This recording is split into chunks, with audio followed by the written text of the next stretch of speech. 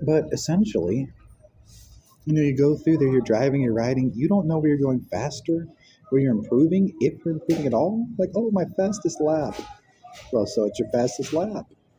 If you don't know why you're faster, you don't know where you're faster, what was your point? Huh? Can you consistently improve that lap? Not if you don't know where you got faster. You might even be slower on the next lap. You might be slower every lap from there because you don't know where you improved or how to improve. So easy enough. Put on the smartwatch. Start with the basics. Entry speed into a corner. You don't want to slow down too soon, or you have to reaccelerate to get to your coasting speed. Then you're wasting time decelerating, wasting time reaccelerating. You lose 2 seconds in one corner that way. A second getting on the brakes too early, and a second reaccelerating. Coasting speed through a corner. You want even weight distribution between the front and back tire. If you do it right, you don't even have to hit your brakes in a corner very long. Just to enter it, and then you coast through it. So when you get your coasting speed, you should have even weight distribution. If you hit the brakes, the weight goes to the front tires. If you hit the accelerator, to the back. You should be able to enter that corner at just the right speed to coast through it. That's when you have the most traction on all 4 tires. If you hit your accelerator brakes, you're down to 2 tires with potentially an 80% weight transfer to just those 2 tires, meaning the other tires only have 20% weight on them and are likely to, come off the road in that corner. It won't go well. And then you have exit speed.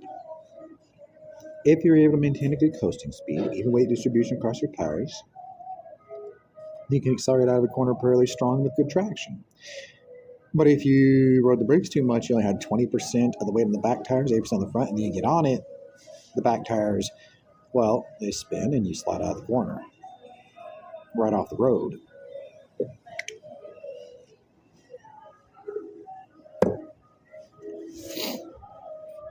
So those 318 corners, all very different. The angles, the grades of the pavement, wonderful, love it. There's such a good variety of corners in the Tail of the Dragon. So you're driving through there, you're going through there, it's feeling good. Your heart rate is 68 beats a minute. Your breath rate is 12 breaths per minute, every 5 seconds. Your blood oxygen level is 97%.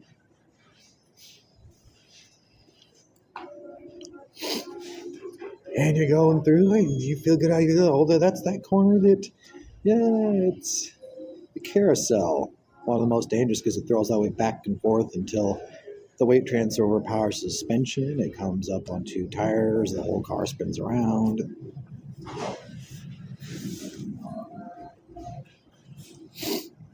On a motorcycle, not a car, that's something. Motorcycles can lean. You get through all 4 corners, but you're a little nervous about it. So while your breathing rate's the same, heart rate's the same, you're breathing under your breath. Your blood oxygen levels drop.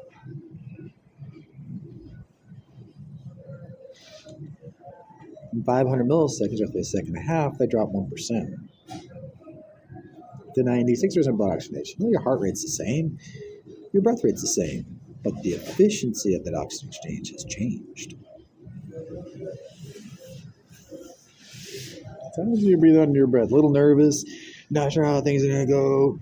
You're feeling like you're good, but you're not sure. So fear, uncertainty, indecision, all there. But it's 500 milliseconds, awful lot of time. You go in there, the corner, and you're like, okay, you get into it, goes good, you accelerate how you're good, and that back tire comes loose.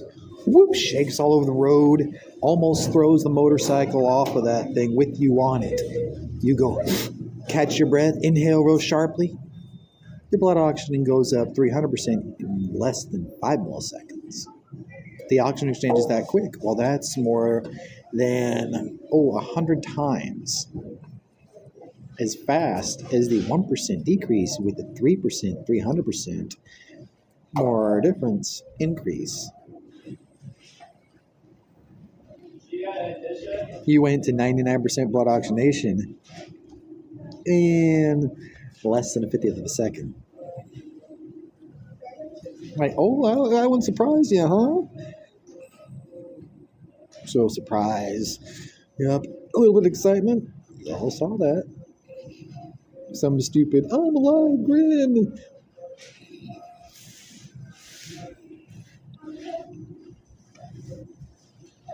Yeah, nice save.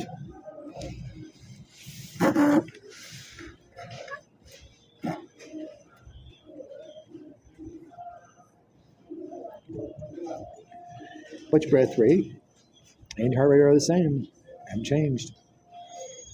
You took a sharp inhale or a slow under the breath. But you're still only taking one breath every 5 seconds. Maybe it's a slow acceleration, maybe it's a sharp inhale breath.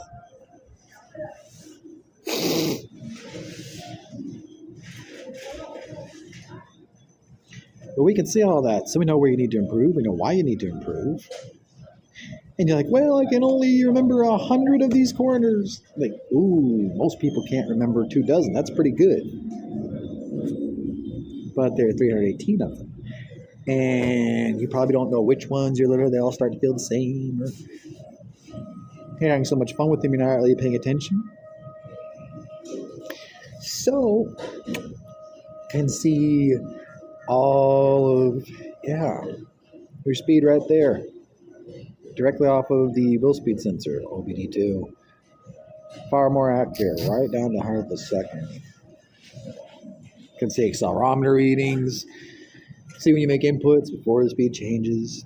You can see when you brake a little too soon, oh, you're nervous. Well, out of 318 corners, you braked early on over 200. That ain't good. Out of those 200, more than half of them were trying to re-accelerate you braked too early. They said you lost an average of more than 2 seconds on a lot of those. Out of your entry speed in the corners, you were more than a half second short of the average. And that's just the average. You get through most of them, but there's still a few due to the grade of the pavement, almost 30 degrees, and the angle that you're accelerating out of fairly confidently, only to the back end come loose.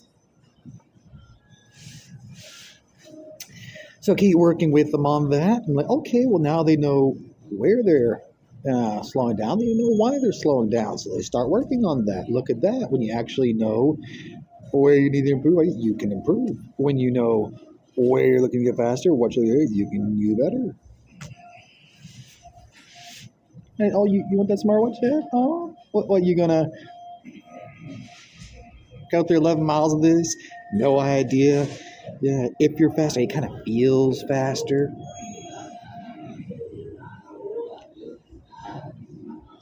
Where you need to improve, if you've improved. That's right, nobody gets better.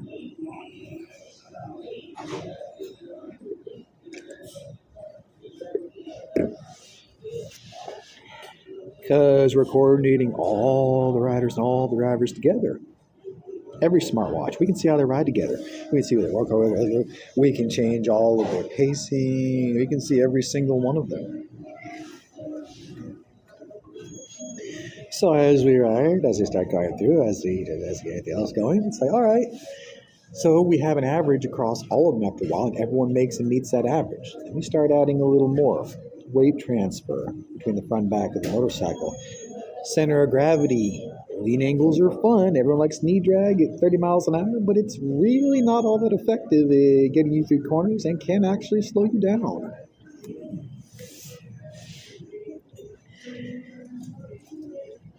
At higher speeds, at 30 miles an hour, no.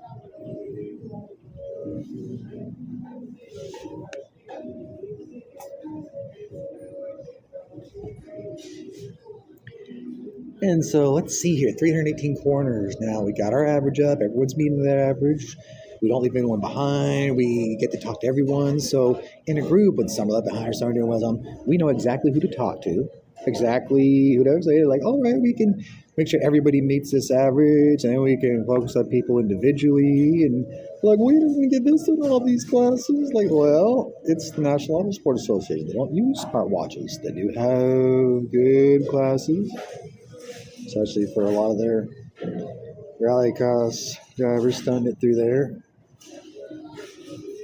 You want stunt driving, you do rallycross driving. Leaping 50 feet through the air, flipping up on two wheels.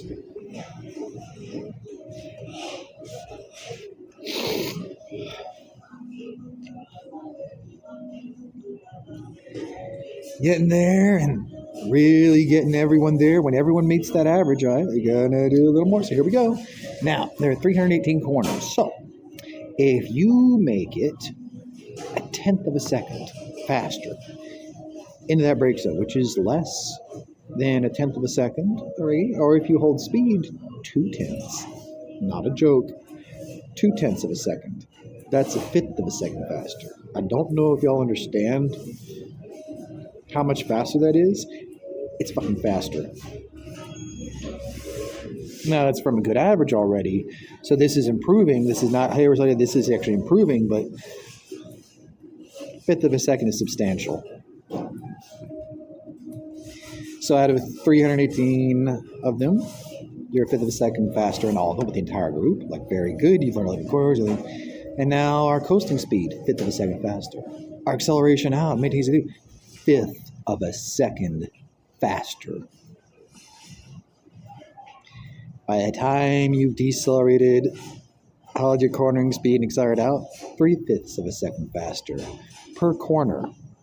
That's over a half second. 318 corners, that is 2 minutes and 40 seconds faster. That's the difference between an 11-second tail the dragon run and an 8.5 minute, or 11-minute tail the dragon run and an 8.5 minute tail the dragon run.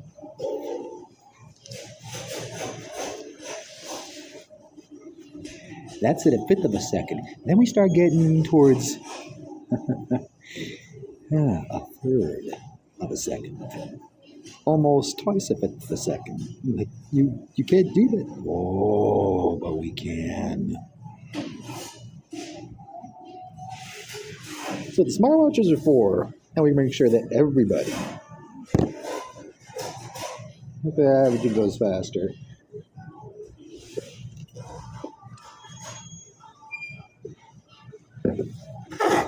And every little fiber of their being. I'm not going to be able to look at that motorcycle or car or anything else.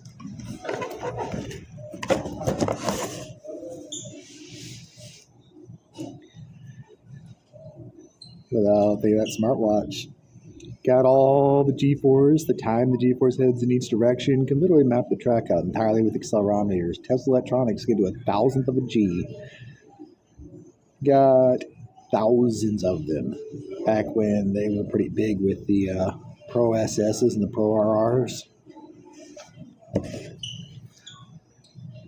Things are less than $4 a piece. How cool is that? And great for smartwatches.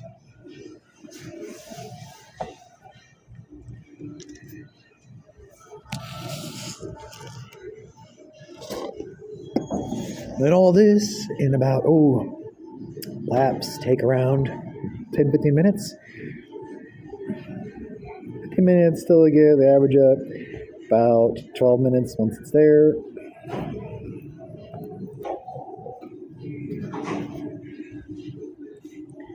This is in the dead of night, just roasting tires to the corners. Yeah, like 2 or 3 dozen muscle bikes just roaring through there, throwing smoke off their tires. And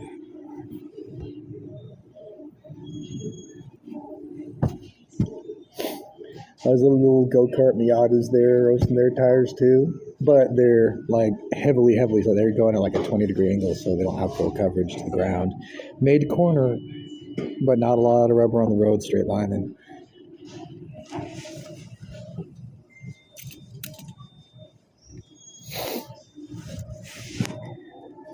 Had everyone there like, oh, the smartwatch is done. Well, come in the car with MicroSoldiering. We're cranking out a couple thousand every single week.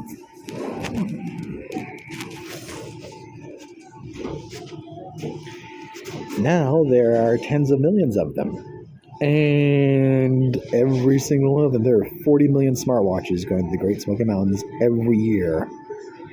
Those are my smartwatches, my technical art. Created thousands of organic ASICs. Got so good at getting the biometrics. Thousands of different microexpressions before they're even shown on the face. A lot of variety in the different groups of microexpressions. No matter how mindful you are, how much you stiffen your face, square your jaw, don't lift your cheekbones, don't grin. Even those three little lines beneath your eyes when you're grinning but you're not trying to show it, the ones that show it right beneath, the grin lines. And before those are there. And see every rider, how they ride together, how they react to each other. You can see how they react to seeing cops, military. You can see how they react to both those girls.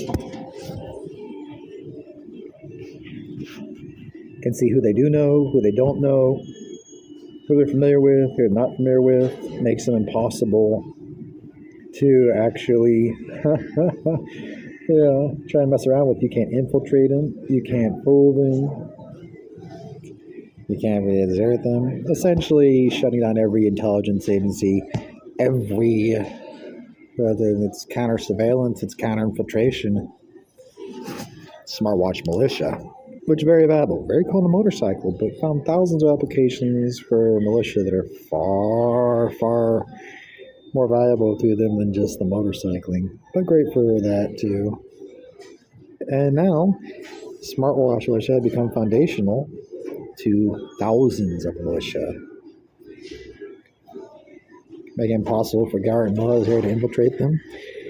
Gets rid of fear, uncertainty, keeps everyone genuine, makes them far more effective, making us the single largest militia of the last 1,000 years. None have ever become foundational in using militia board games. 2 billion players, 3D print the boards, business card print the cards. The best part is, since these things are made to print so fast, you can have every single card there. Yep, you can run a whole deck through. You can literally make 100,000 different cards. That deck will just go through so fast. 3D boards, so you can actually drop the cards into it, because everyone hates the flat cardboard ones when you drop it. Like, then one side has a groove, so you can get your finger in there to swipe a card as the cards go down into it. Boards is 4 inches thick, so all the cards set down in there. Different trays, you go through them.